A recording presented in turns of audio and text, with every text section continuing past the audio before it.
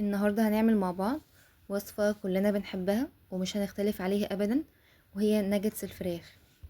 الناجتس فعلا من الوصفات السهلة والسريعة اللي بتبقى المنقذ لينا في أيامنا اللي بنبقى مشغولين فيها وما عندناش وقت ان احنا نطبخ فيه حاجات صعبة. وبدل ما نشتريها من بره نقدر ان احنا نعملها في البيت بمكونات بسيطة وبتبقى صحية اكتر من الجاهزة. والميزة فيه بجد ان احنا ممكن نحطه في الفريزر ونطلعه في اي وقت، او ممكن نعمله سندوتشات في اللانش بوكس وبيبقى جميل جدا. فيلا بينا نبدأ ونشوف طريقته ازاي.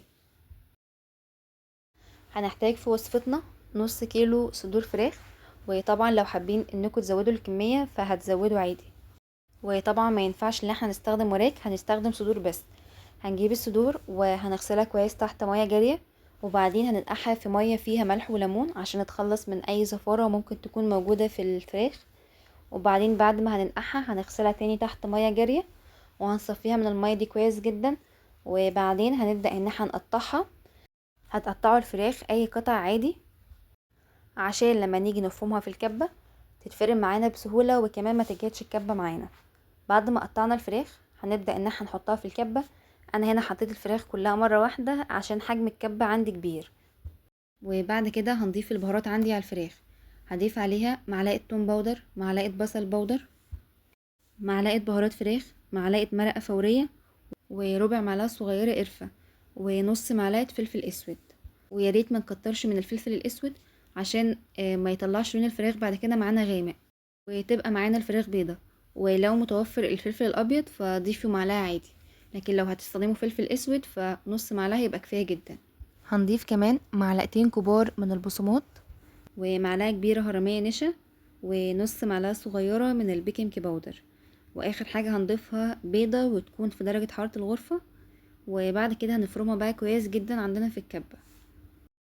هنفرمها لعند ما الفراخ تبقى ناعمة جدا معانا. ولو زودتوا كمية الفراخ او حجم الكبة كان صغير فيفضل واحنا بنفرمها ما نحطش الكمية كلها مرة واحدة، هنقسمها على مرتين، لان ده هيخلي الفراخ تتفرم معانا كويس وتبقى ناعمة وطرية. بعد كده معانا حاجة اساسية جدا في وصفتنا وما ينفعش ان احنا نستغنى عنها. هنجيب بطاطسية واحدة هتبقى كفاية جدا، بس يكون حجمها متوسط او كبير شوية. هنسلقها لعند ما تبقى طرية جدا. وبعد كده هنبدأ ان احنا نشيل القشرة اللي عليها، وهنبدأ نهرسها بقى كويس جدا لعند ما تبقى ناعمة. ويفضل ان احنا نعمل البطاطس بالطريقة دي وما نفرمهاش في الكبة، عشان لو فرمناها في الكبة بعد كده الناجتس هيبقى فيه مطة كده، مش هتبقى حلوة خالص واحنا بناكلها. بعد ما هرسنا البطاطس كويس هنبدأ ان احنا نضيف عليها الفراخ، وهنبدأ بقى نقلبهم مع بعض كويس جدا. بعد ما ضفت الفراخ المفرومة على البطاطس المهروسة هبدأ اقلبهم مع بعض كويس جدا كده بايدي او بمعلقة لعند ما يمتزجوا ويتجانسوا تماما مع بعض. هقلبهم بقى لعند ما اتأكد ان البطاطس اندمجت مع الفراخ كويس، عشان بعد كده الخليط يبقى ماسك كده وسهل معايا في التشكيل. وبعد ما قلبناها كويس جدا مع البطاطس دلوقتي هنبدأ ان احنا نشكلها. هناخد كده جزء من الفراخ، ولازم نخلي حجم القطعة اللي انا اخدتها مش كبيرة قوي فما تستويش معانا من جوه، ولا صغيرة قوي فتتحرق معانا بسرعة. يعني نحاول كده نخليها حجمها متوسط عشان تاخد سوا مظبوط وتطلع مقرمشة من بره وكمان طرية من جوه. انا هبدأ اشكلها على شكل مستطيل بايدي كده وهبدأ اظبطها. وطبعا ما ننساش ان احنا ندهن ايدنا او نبلها بشوية زيت عشان ما تلزقش معانا في ايدنا وتسهل علينا بعد كده في التشكيل. وبعد ما شكلت قطع الناجتس بالحجم اللي انا عايزاه هاخد كل قطعة واغلفها كويس بالبصمات واتأكد انها متغطية من كل ناحية. التغليف بالبصمات بيبقى مهم جدا لان هو اللي هيخليها تمسك نفسها وما تفكش في التحمير، وكمان بيديها قرمشة حلوة ولون ذهبي جميل بعد ما تتحمر. وبعد ما اغلفها بالبصمات هضغط عليها كده بايدي عشان البصمات يلزق عندي في الفراخ وما تفكش معانا بعد كده. هنكمل بقى كمية الفراخ كلها بنفس الطريقة. وفي طريقة تانية ان احنا نشكل بيها الناجتس، ان احنا نحط كمية الفراخ كلها في صينية بس طبعا لازم ندهن الصينيه دي كويس جدا بالزيت عشان الناجتس بيلزق فيها. فبعد ما هندهنها كويس بالزيت هنحط عندي ناجتس فيها وهندخلها الفريزر لعند ما تجمد، وبعد ما تجمد هنطلعها وهنبدأ ان احنا نقطعها. فشوفوا بقى انتوا حابين تشكلوا الناجتس بالطريقة دي او بالطريقة دي، فحقيقي الطريقتين بيكونوا سهلين جدا.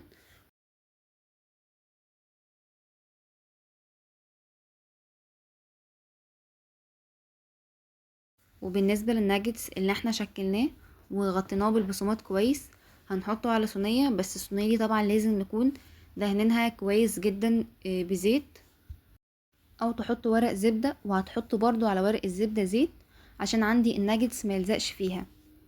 وبعد كده هنبدأ نحط الناجتس عندي في الصينية، وطبعا بنرصهم جنب بعض، وما ينفعش ان احنا نحط الناجتس كله فوق بعضه لان هو هيلزق وهيبقى صعب ان احنا نفكه عن بعض. وبعد كده هندخل الصينية الفريزر لعند ما الناجتس يجمد تماما. واول لما الناجتس يجمد هنطلعه من الفريزر وهنرصه في علبة محكمة الغلق. وبعد ما الناجتس جمد هنطلعه من الفريزر. شايفين بقى شكله ما شاء الله عامل ازاي؟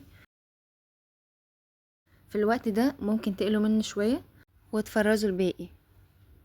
هنبدأ بقى نرصه عندي في علبة. طبعا ممكن هنا نرصه في كله فوق بعضه عادي، كده كده ما بيلزقش، هو بعد ما نحط في الفريزر ويجمد كده على الصينية خلاص بنبدأ بقى نرصه عندي في العلبة فوق بعض عادي، ومش هيلزق ولا اي حاجة خالص لان هو كده خلاص جمد. وكده بقى معانا وجبة جاهزة نطلعها في اي وقت نكون مشغولين فيه او مش فاضيين، وممكن نعملها سندوتشات لللانش بوكس، وحقيقي بيبقى طعمها جميل جدا. وفي المرحلة دي ممكن تحمروا منه شوية وتحطوا الباقي في الفريزر.